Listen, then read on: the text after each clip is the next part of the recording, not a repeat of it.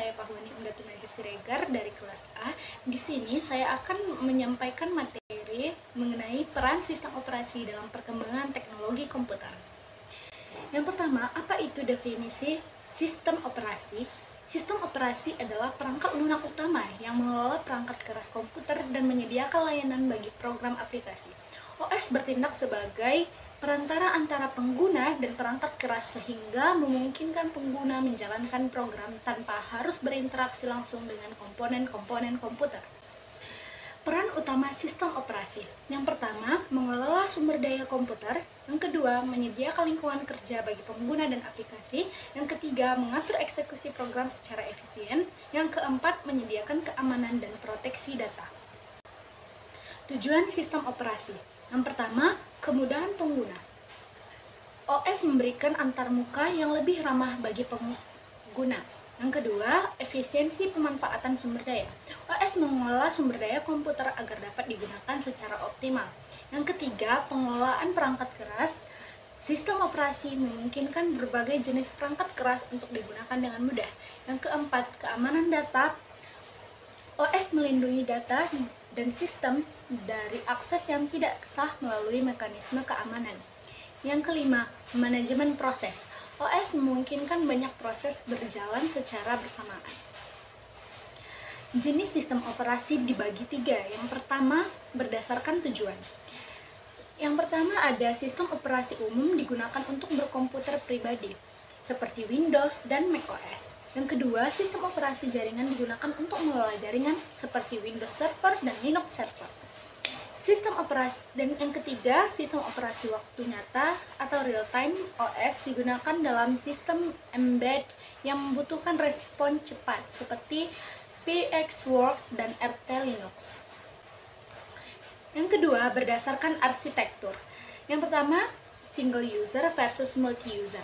Single user misalnya Windows 10 hanya untuk satu pengguna, sementara multi-user misalnya Unix atau Linux dapat digunakan oleh banyak pengguna secara bersamaan.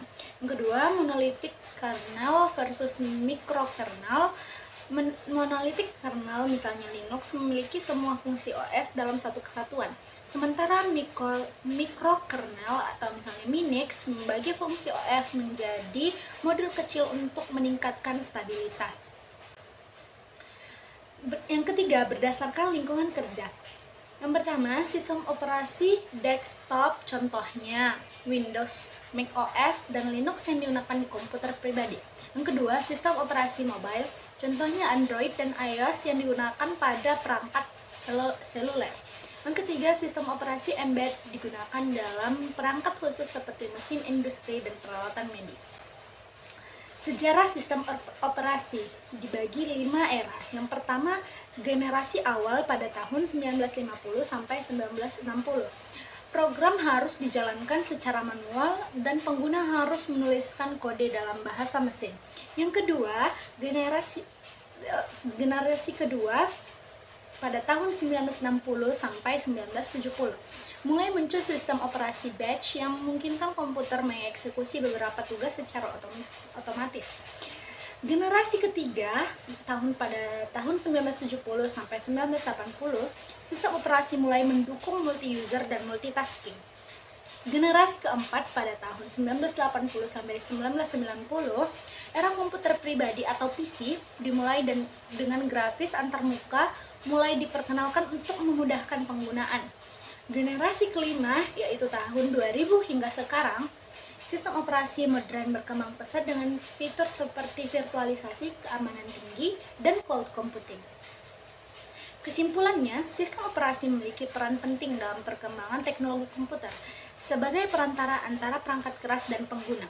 OS memungkinkan pengelolaan sumber daya secara efisien, mendukung berbagai jenis aplikasi, serta memberikan keamanan bagi data dan sistem.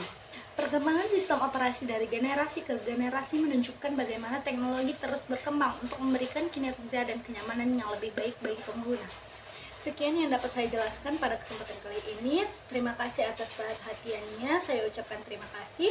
Wassalamualaikum warahmatullahi wabarakatuh.